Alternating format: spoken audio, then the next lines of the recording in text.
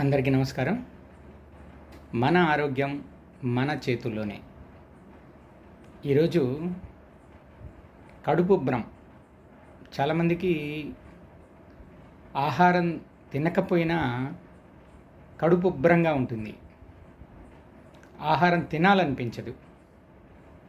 ఇటువంటి వారికి మంచి చిట్కా, వాము దోరగా వేయించి మెత్తగా పొడి చేసి దగ్గర పెట్టుకోవాలి. ప్రతిరోజు కూడా అన్నం తినబోయే ముందు ఒక చిటికెడు వాముని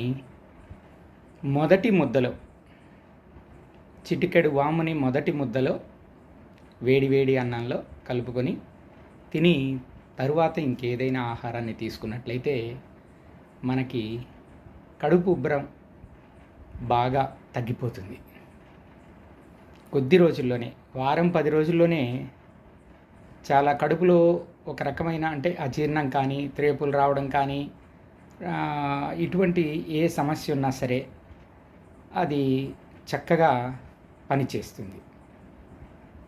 నా వీడియోస్ మీకు నచ్చినట్లయితే లైక్ చేస్తారని, షేర్ చేస్తారని, సబ్స్క్రైబ్ చేస్తారని ఆశిస్తాను. ధన్యవాదాలు.